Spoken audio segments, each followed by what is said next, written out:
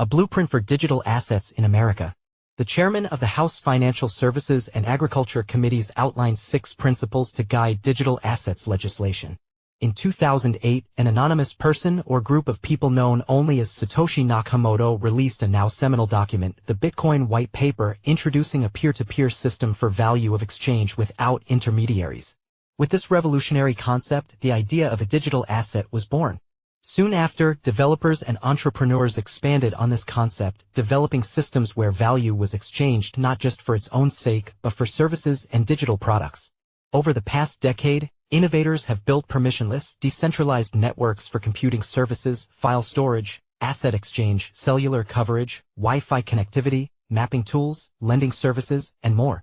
Because digital assets can be used for services that anyone can offer and anyone can access, the use cases, both financial and non-financial, are potentially endless. Despite this promise, these networks have courted criticism.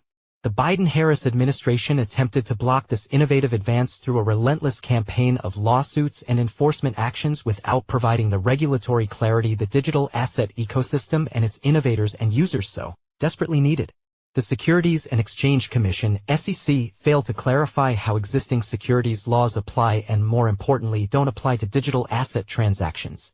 This lack of regulatory clarity stifled the digital asset ecosystem, pushing growth out of the United States to jurisdictions that have established clear rules of the road. To address these failures, Congress began exploring ways to modernize the regulatory structure to accommodate the unique characteristics of digital assets and how they could be used in our financial system.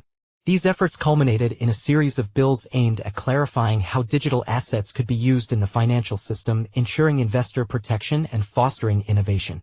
In the 118th Congress, the House Committees on Financial Services and Agriculture launched a historic joint effort to address digital asset regulation.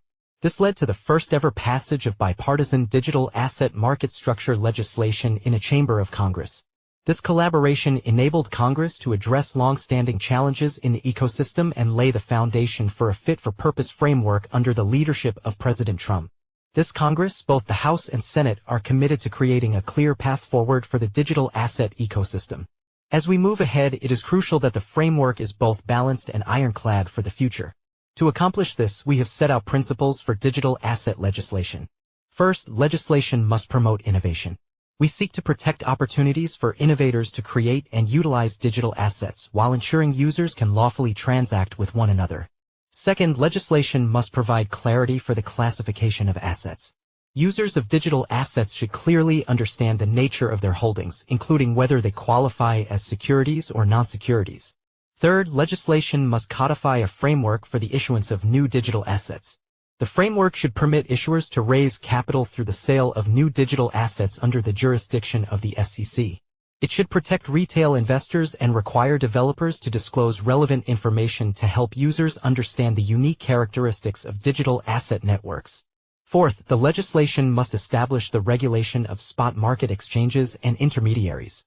Centralized, custodial exchanges and intermediaries facilitating transactions with non-security digital assets should adhere to similar requirements as other financial firms. Congress should provide the Commodity Futures Trading Commission, CFTC, with the authority to impose requirements over these entities necessary to protect customers, limit conflicts of interest, ensure appropriate execution of customer orders, and provide disclosures. Fifth, the legislation must establish best practices for the protection of customer assets. Entities registered with the SEC or CFTC should be required to segregate customer funds and hold them with qualified custodians. Customer funds should also be protected during bankruptcy. Sixth, and finally, the legislation must protect innovative decentralized projects and activities. Congress should ensure that decentralized protocols, which pose different risks and benefits, are not subject to regulations designed for centralized, custodial firms. In safeguarding decentralized activities, Congress must also protect an individual's right to self-custody their digital assets.